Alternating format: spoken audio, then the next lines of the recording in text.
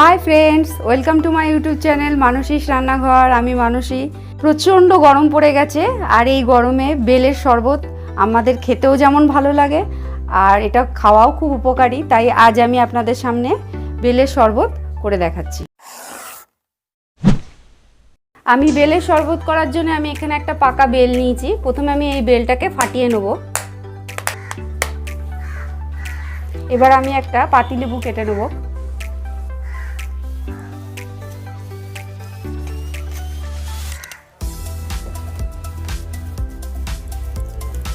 এবার আমি বেলটাকে একটা চামচের সাহায্যে এটা বের করে নেব।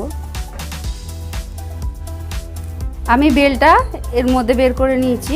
এবার আমি এতে কিছুটা ঠান্ডা জল দিয়ে নেব, দিয়ে আমি এটাকে ভালো করে বেলটার সাথে মিশিয়ে নেব।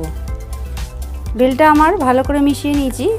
এইবার এই যে এরকম করে চেপে নিলে যে বীজগুলো থাকবে সেগুলো আমি ফেলে দেবো। এবার আমি এই বাটিটার মধ্যে একটা ছাঁকনি নিয়ে নিয়েছি। এবার আমি বেলটাকে ছেঁকে নেব ভালো করে, তাহলে বীজটা পুরোপুরি আলাদা হয়ে যাবে।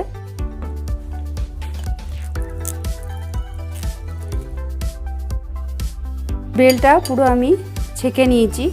এইবার এর মধ্যে আমি দিয়ে দিচ্ছি 3 চামচ চিনি আর হাফ চামচ মতন বিট লবণ, দিয়ে এটাকে আমি ভালো করে মিশিয়ে নেব। এবার আমি এতে দিয়ে দিচ্ছি 2 চামচ পাতিলেবুর রস, দিয়ে আমি এটাকে ভালো করে মিশিয়ে নিলাম। এবার আমি এতে দিয়ে দিচ্ছি জল, ঠান্ডা জল, দিয়ে আমি এটা ভালো করে মিশিয়ে নিলাম।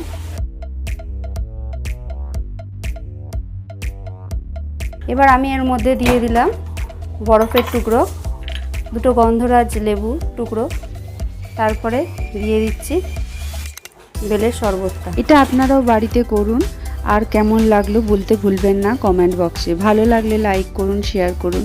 আরও নতুন নতুন রান্না শিখতে হলে চ্যানেলটাকে সাবস্ক্রাইব করুন। আরও নতুন নতুন রান্না মিস করতে না চাইলে বেল আইকন প্রেস করুন। Thank you.